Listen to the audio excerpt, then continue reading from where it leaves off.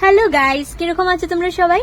আজকে তোমাদের কিছুই ঘোরাতে পারছি না, কারণ এখানে খুব বৃষ্টি পড়ছে আর আটকে যাচ্ছে। দেখো রেডি হয়েছি, রেডি হয়ে আজকে ভাবছিলাম তোমাদের নিয়ে লোটাস টেম্পল যাব, কিন্তু বারিশের তো অন্যই প্ল্যানিং ছিল, তো আটকে ফেললো। বাইরের বৃষ্টির অপেক্ষা করছি যে বৃষ্টিটা বন্ধ হোক, তারপর আমি কোথাও যাই তোমাদের সাথে একটু শেয়ার করি। তো বৃষ্টি তো থামার নামই নিচ্ছিল না, আর প্রচন্ড এনজয় করছিলাম। দিল্লির গরমি তো সবাই জানি, এর মধ্যে এই ঠান্ডা ঠান্ডা বৃষ্টি, কিন্তু বৃষ্টি কি আর আমাকে আটকাতে পারে? সন্ধ্যার পর দিদিভাই চলে আসার পরই চলে গেলাম আমরা ওম রেস্টুরেন্ট। ভাবলাম অল্প খাওয়া দাওয়া করি, একটু মুডটাও চেঞ্জ করি, আর সঙ্গে তোমাদের সাথে একটু শেয়ার করে নিই। এটা প্রচন্ড ভালো একটা রেস্টুরেন্ট ছিল, পুরোটাই ভেজ, আর তোমরা তো জানোই আমি ভেজিটেরিয়ান। এত ভালো ভালো ডিলিশিয়াস মিষ্টি ছিল, মিষ্টির লোভ না, আমি সত্যি বলছি, কলকাতা ছাড়ার পরে এই দোকানে এসে মিষ্টিগুলো দেখে আমি জাস্ট লোভ সামলাতে পারছিলাম না। নাইলে কিন্তু আমি খুব একটা মিষ্টি লাভার না।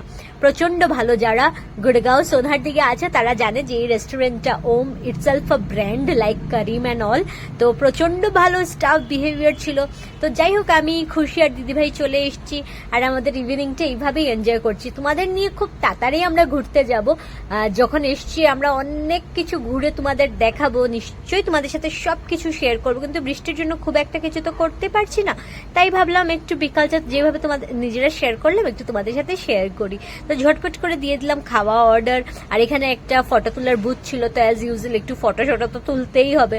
ফটো তুলে একটু মাইন্ড রিফ্রেশ করলাম, কিন্তু বাইরে এই বৃষ্টি কমছেই না। তো ফটো উঠতে উঠতে চলে এসেছে আমাদের মিঠি লস্যি, প্রচন্ড ভালো ছিল লস্যিটা। এরপরে চলে এসেছে মাঞ্চুরিয়ান এন্ড চাউমিন খুশি আর দিদিভাইয়ের জন্য, আর আমার জন্য ছিল পাও ভাজি। পাও ভাজি কার কার খেতে ভালো লাগে? আমার তো জাস্ট অসাধারণ লাগে পাও ভাজি।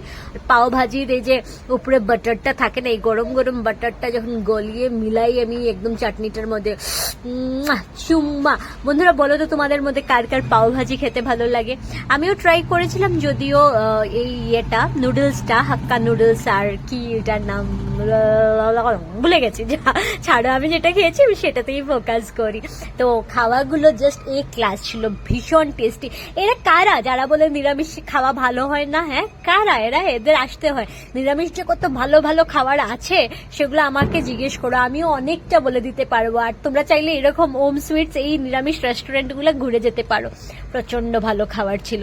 তারপর আমি এইটা মরিচের আচারটা অ্যাকচুয়ালি না দেখিনি, এইটা ভিনিগার না কি, এরকম মরিচের পেস্ট বানানো। আমি খুব উৎসাহিত হয়ে আমি দিয়েছি আমার 100 মিনিটের মধ্যে মিলিয়ে। হাক্কা নুডলসকে আমি ফাক্কা নুডলস বানিয়ে দিয়েছি। আমারটা বহুত বাজে টেস্ট হয়ে গেছিল, পরে আমি খেতেই পারি নাই, জানো।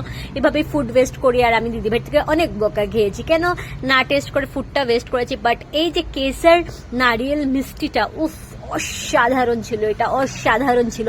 আমি বেঙ্গলেও মিষ্টি খেয়েছি, সেটা অন্যরকম স্বাদ, বাট এই মিষ্টিটার স্বাদ না আমি বেঙ্গলে পাইনি। আর আমার শিলচরের মিষ্টির কথা বলে লাভ নেই, মিষ্টির দিকে অ্যাটলিস্ট কলকাতার মিষ্টি নামি দামি, আর এখানের এই মিষ্টিগুলো আমার প্রচন্ড ভালো লেগেছে। তাহলে আজকের ব্লগসে তোমাদের কেমন লেগেছে নিশ্চয়ই জানিও। টাটা।